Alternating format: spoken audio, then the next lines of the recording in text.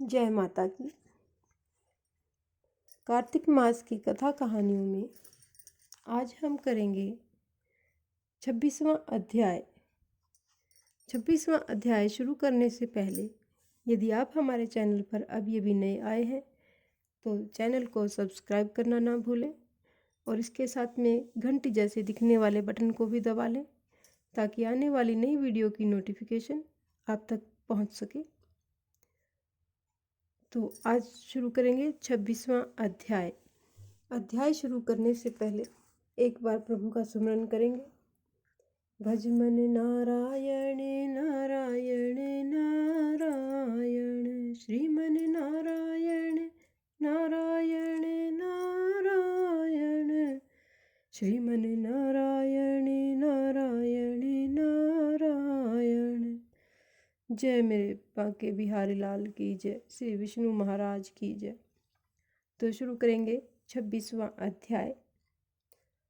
26वें अध्याय में सूत जी कहने लगे कि हे ऋषियों, भगीरथ के वंश में सौरदास नामक राजा के पुत्र का नाम मित्रसेन था, जो गुरु वशिष्ठ के श्राप से राक्षस हो गया था। गंगा जल के प्रभाव से उसने भी परम पद को प्राप्त किया।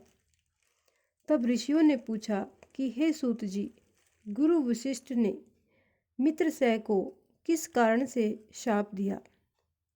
कृपा करके यह कथा विस्तार पूर्वक सुनाइए।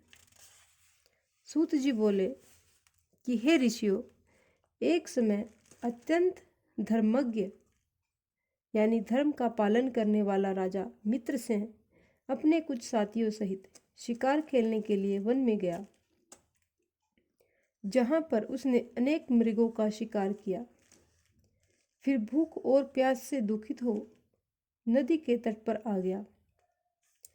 राजा रात्रि भर वहां पर रहा और प्रातःकाल होते ही शिकार की खोज में पुनः चल पड़ा। कुछ दूर जाकर राजा ने देखा कि पर्वत की कंदरा में एक व्यक्ति, एक व्याघ्र और व्याघ्री मैथुन कर रहे हैं। राजा ने धनुष पर बाण चढ़ाकर उन पर छोड़ दिया। व्याघ्री बाण लगते ही तत्काल वहीं पर गिर पड़ी और थोड़ी ही देर में उसके प्राण निकल गए। तब व्याघ्र राक्षस रूप धारण करके अत्यंत क्रोधपूर्वक बोला कि हे राजन, तुमने मेरे साथ घोर अन्याय किया है, मैं इसका बदला अवश्य लूंगा। इतना कहकर वह राक्षस दुखित होता हुआ वहां से चला गया। कुछ वर्षों के पश्चात राजा मित्रसेन ने अश्वमेध यज्ञ किया, जिसमें अनेक ऋषि और मुनियों को बुलाया गया। गुरु वशिष्ठ ने ब्रह्मा विष्णु आदि देवताओं को विधि पूर्वक हवि देकर यज्ञ संपन्न किया और फिर स्नान करने के लिए नदी के तट पर चले गए।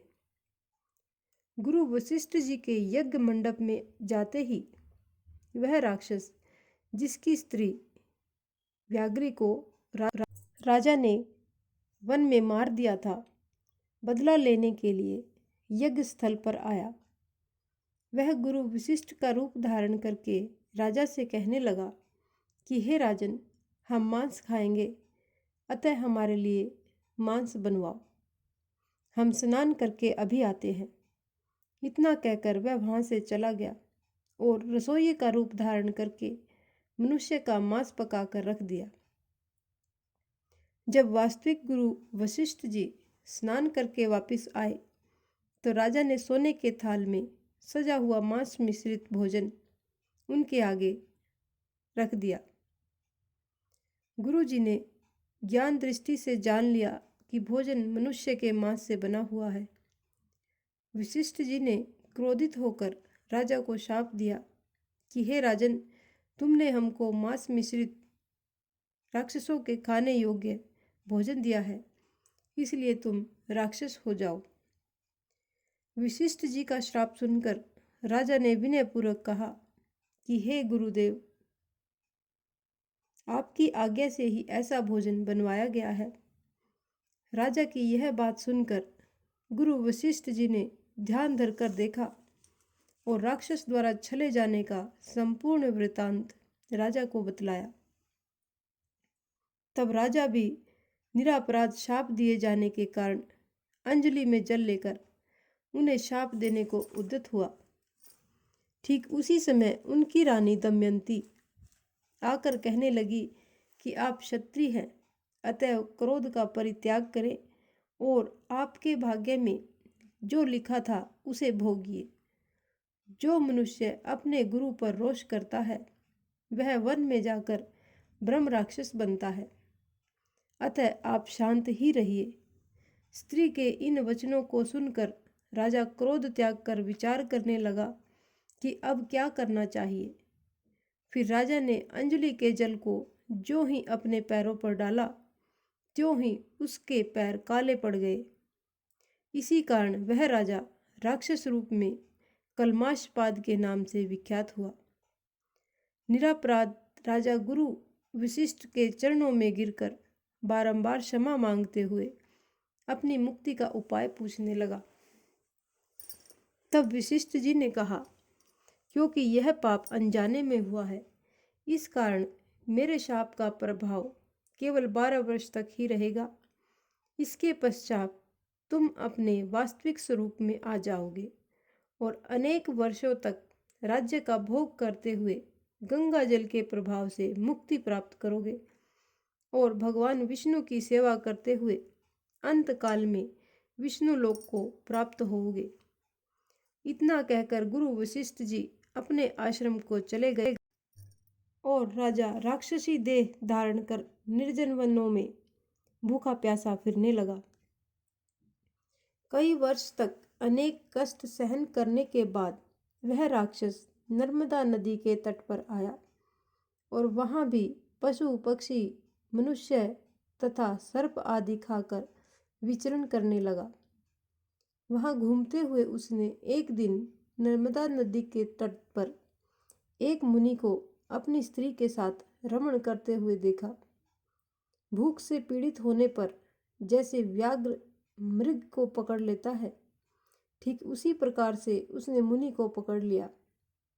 मुनि की स्त्री ने जब अपने पति को राक्षस के हाथों में देखा तो वह राक्षस रूपधारी राजा से विनयपूर्वक बोली, आप वास्तव में राक्षस नहीं बल्कि सूर्य कुल में उत्पन्न मित्रसेन नामक राजा हैं।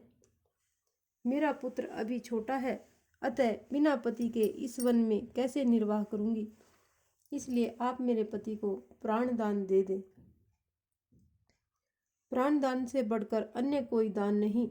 उस स्त्री की इस प्रार्थना पर राक्षस पर कोई प्रभाव नहीं पड़ा और जैसे कोई व्याघ्र मृग के बच्चे को पकड़कर खा जाता है, वैसे ही वह राक्षस उस मुनि को खा गया। तब मुनि की स्त्री ने उसे शाप देते हुए कहा, तुमने मैथुन करते हुए मेरे पति को मारा है, इस कारण जब भी तुम मैथुन करोगे मृत्यु को प्राप्त होकर पुनः राक्षस योनि को प्राप्त होगे। यह 2 श्राप एक साथ सुनकर राक्षस देहधारी राजा भी क्रोधित होकर बोला कि हे दुष्टे, एक अपराध के बदले में तुमने 2-2 शाप दिए हैं, इसलिए तुम भी पिशाचिनी बन जाओ। इसके पश्चात वह स्त्री पिशाचिनी हो गई और भूख प्यास से व्याकुल होकर उसी वन में इधर उधर फिरने लगी। इस प्रकार यह हमारा कार्तिक महात्म्य का 26वां अध्याय यहीं पर संपन्न होगा। आगे की कथा हम 27वें अध्याय में अगले अंक में करेंगे, अगली वीडियो में करेंगे। इस प्रकार की और भी अन्य धार्मिक रोचक कथा कहानियों को सुनने के लिए, देखने के लिए हमारे चैनल को लाइक करें, सब्सक्राइब करें और अपने मित्रों और प्रियजनों में आगे भी शेयर करते रहें। जय माता की।